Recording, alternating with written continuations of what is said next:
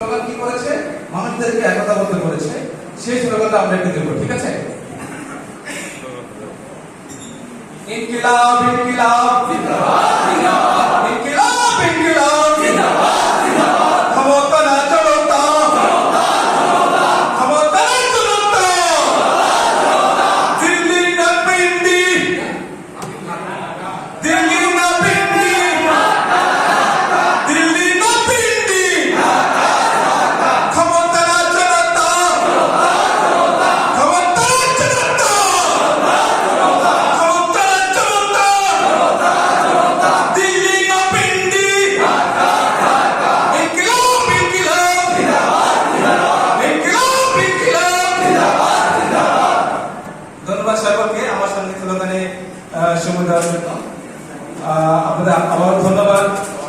দলমত নির্বিশেষে যারা এসেছেন তাদেরকে আমরা এনজিওর পক্ষ থেকে সাধুবাদ জানাই। এই মুহূর্তে আমাদের প্রধানমন্ত্রীর বক্তব্য, তার আগে আমি একটু কথা বলে নিই। সেটা হচ্ছে যে আমাদের একটা আপনার এখানে বিভিন্ন এলাকার মানুষ এসেছেন, পন্ডিতেরা আশেপাশে উপজেলার অনেক এসেছেন সম্পর্কে। তো আমাদের এখানে এতিমখানা বৃদ্ধাশ্রম চালু করেছি।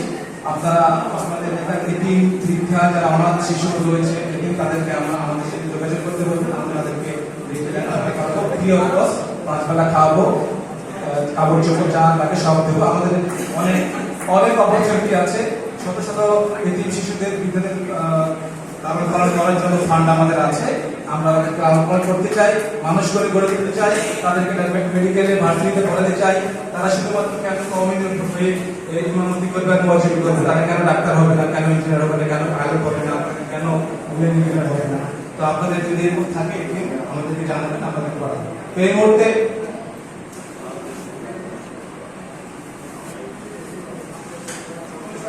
সাংবাদিকরা চাচ্ছেন যে তারা 6টায় একটা মিডিয়া কভারেজ করবে। এখানে আমার যে আজকে প্রধান অতিথি একটু আগে ভাগে বক্তৃতা দিবেন, আমি এই মুহূর্তে অনুরোধ করছি আমাদের প্রধান অতিথি জাতীয় নাগরিক পার্টির যুগ্ম আহ্বায়ক জনাব শামীম আপা। উনি কিন্তু 36 জুলাইয়ের সম্মুখ যোদ্ধা ছিলেন এবং আশা করি আগামীতে আরো নেতৃত্ব বলিষ্ঠ ভূমিকা রাখবেন, রাষ্ট্র সংস্কারে অন্যতম ভূমিকা রাখবেন বলে আমরা আশা করছি। শামীম আপা।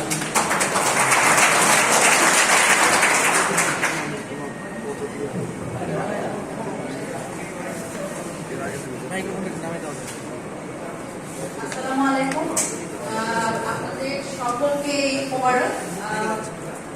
ঈদের আজকে তো একদিন পরে আপনারা আসলে সকলে উপস্থিত হয়েছেন এবং আমি এই অডিটোরিয়াম ফুল দেখে এবং প্রত্যেকেই আপনারা এত মনোযোগ দিয়ে কথা শুনছেন, আমি খুবই অনুপ্রাণিত। আপনাদের ধন্যবাদ আপনাদের।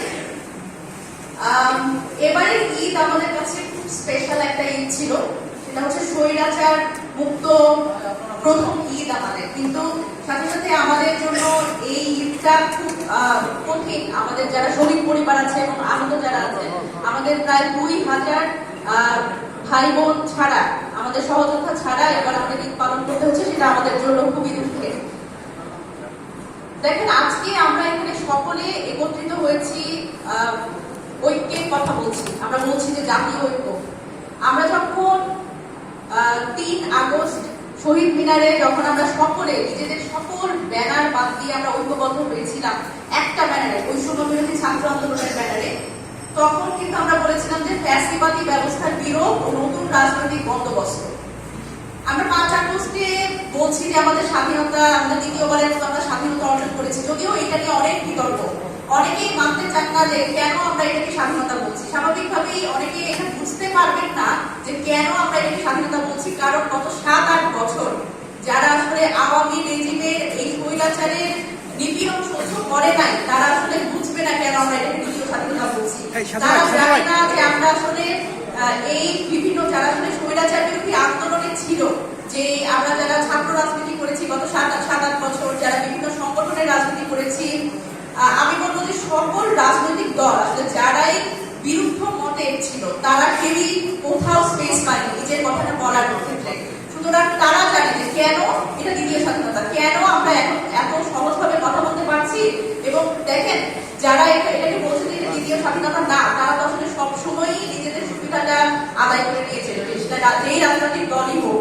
সুতরাং অনেকের কাছে এটা স্বাধীনতা মনে হবে না, কিন্তু আমাদের কাছে স্বাধীনতা। এই যে ঐক্যটা আমরা আসলে গত 3 আগস্ট শহীদ মিনার থেকে যে ঐক্যের ডাক দিয়েছিলাম, সেই ঐক্য কিন্তু আমরা বজায় রাখতে পারিনি পরবর্তীতে 5 আগস্ট পরবর্তী সময়ে। দেখেন 5 আগস্টের পরে যখন এই সরকারটা গঠিত হলো, আপনাদের কিছু ভেতরের কথা বলি। সেটা হচ্ছে আমরা প্রথমে আমাদের বলা হয়েছিল যে আমরা কেন বিপ্লবী সরকার গঠন করলাম না, এই ধরনের প্রশ্ন অনেকের মুখে আছে।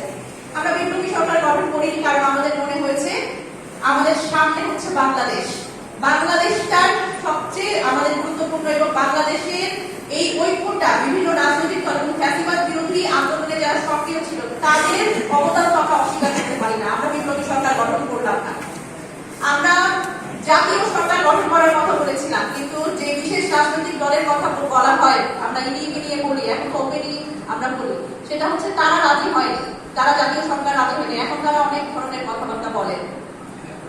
তো সেই জায়গা থেকে দেখেন আমরা এখন ঐক্যের কথা বলছি। আজকে এই প্রোগ্রামে আসলে সকল রাজনৈতিক দলের অংশগ্রহণ আমরা এক্সপেক্ট করেছিলাম, হয়তো তাদের কোনো একটা কারণে তারা আসতে পারেন নাই। তবে দেখেন জাতীয় ঐক্য বাংলাদেশের প্রয়োজন, কিন্তু আমাদের বুঝতে হবে যে আমরা কোন পর্যন্ত একসাথে হাঁটবো। এবং আমাদের নিজেদের 5 আগস্ট পরবর্তী সময় দেখেছি বিভিন্ন রাজনৈতিক দলের নিজেদের আইডিওলজি আছে, নিজেদের রাজনৈতিক এজেন্ডায় আমরা বিভক্ত হয়ে গেছি। কিন্তু আমাদেরকে বুঝতে হবে যে কোন ইস্যুতে আমরা আসলে এই ঐক্যে থাকবো। দেখেন আমাদের সামনে আছে বিচার, আওয়ামী লীগের বিচার। আওয়ামী লীগের বিচার চান না বাংলাদেশের কোন রাজনৈতিক দল, এবং আমি যদি বলি বাংলাদেশের আপামর জনগণ যারা 5 তারিখে এই ফ্যাসিবাদকে পতিত করেছে, একটা সরকারকে পতিত করেছে এবং হাসিনাকে পালিয়ে যেতে বাধ্য করেছে, তাদের মধ্যে কোনো অনৈক্য আছে? হাসিনার ব্যাপারে কোনো অনৈক্য আছে কিনা? হাসিনার বিচার চান না বাংলাদেশে এমন কোনো মানুষ আছে কিনা? বাংলাদেশে এমন কোনো মানুষ নাই, এমন কোনো রাজনৈতিক দল নাই। তারপরেও আমরা দেখি যে বড় রাজনৈতিক দলের মধ্যে বিশেষ রাজনৈতিক দলগুলো আসলে দিনের মধ্যে যতবার এই নির্বাচনের কথা বলেন, তারা ততবার বিচারের কথা বলেন না, তারা শুধু নির্বাচনের কথা বলেন। দেখেন নির্বাচন কিন্তু কেন কে চায় না? নির্বাচন আমরা সবাই চাই, আমরা যতগুলো রাজনৈতিক দল আছে নির্বাচন আমরা চাই জন্যই তো এনসিপি আজকে স্বাভাবিকভাবেই আমরা নিবন্ধনের কথা চিন্তা করছি, আমরা স্বাভাবিকভাবেই দল গঠন করলাম। এটা সবচেয়ে গুরুত্বপূর্ণ কাজ হচ্ছে নির্বাচন, দল গঠন তো আমরা করলাম এই কারণে। সুতরাং অনেকেই আমাদের বিতর্কিত করতে চান যে আমরা আসলে নির্বাচন চাই না বা নির্বাচন পেছানোর কথা বলি। প্রধান উপদেষ্টা স্পষ্টভাবেই বলেছেন যে নির্বাচন ডিসেম্বর থেকে জুনের মধ্যে করার একটা পরিকল্পনা আছে, আমাদের এই ক্ষেত্রে কোনো দ্বিমত নাই। কিন্তু এটা বুঝতে হবে যে অভ্যুত্থান পরবর্তী বাংলাদেশে আসলে নির্বাচনটাই একমাত্র গণতন্ত্র না। দেখেন অভ্যুত্থানের আগে যখন ফ্যাসিবাদ বিরোধী সকল রাজনৈতিক দলগুলো আমরা রাস্তায় আন্দোলন করেছি, বিএনপি আন্দোলন করেছে, তখন নির্বাচন চাওয়া একরকম, এবং অভ্যুত্থান পরবর্তী সময়ে সংস্কারবিহীন নির্বাচন চাওয়া আরেক রকম। সংস্কারবিহীন নির্বাচন মানে আরো একটা ফ্যাসিবাদের উত্থান, আরো একটা ফ্যাসিবাদ কায়েম করার অপচেষ্টা। সুতরাং এই অপচেষ্টা জনগণ 5 তারিখে যেইভাবে এই ধরনের অপচেষ্টা এবং এই ধরনের স্বৈরতন্ত্রের বিরুদ্ধে আওয়াজ তুলেছে, এবং ভবিষ্যতে এই ধরনের অপচেষ্টা যারা করবে, সংস্কারবিহীন নির্বাচন, বিচারবিহীন নির্বাচন, তাদের জনগণ প্রতিহত করবে। এবং আমরা সকল রাজনৈতিক দল আমরা যাতে এই ব্যাপারে ঐক্যমত্যে থাকতে পারি সেটা আমাদের নিশ্চিত করতে হবে। আমাদের নিজেদের ভিতরে আমরা বিভেদ করবো না।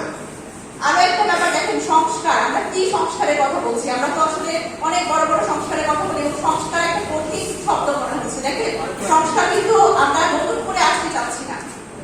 এই সংস্কার 2018 সালে আমরা যখন কোটা সংস্কার আন্দোলন করেছি তখন সংস্কার চেয়েছি, যখন আমরা নিরাপদ সড়ক আন্দোলন করেছি তখন আমরা চেয়েছি যে রাষ্ট্রের গুণগত পরিবর্তন দরকার। আমরা চাই প্রধানমন্ত্রী একক ক্ষমতার অধিকারী হবে না।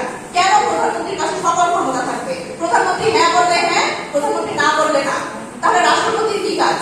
বাংলাদেশে রাষ্ট্রপতি হচ্ছে একটা পুতুল, বাংলাদেশে রাষ্ট্রপতির কোনো কাজ নাই, এবং যা করতে হবে রাষ্ট্রপতির পরামর্শ, প্রধানমন্ত্রীর পরামর্শ ক্রমে করতে হবে। কিন্তু আমরা বলছি যে ঠিক আছে প্রধানমন্ত্রীর সাথে পরামর্শ করে করেন, কিন্তু যদি রাষ্ট্রপতি কোনো কিছুতে নিজে সিদ্ধান্ত নিতে পারে তাকে সেই সিদ্ধান্ত নিতে দেওয়া হোক, এবং এইটার কারণে তার কোনো আইনি জটিলতা যাতে ঘটতে না হয়। আমরা বলছি একটা সংসদে সবার কাজ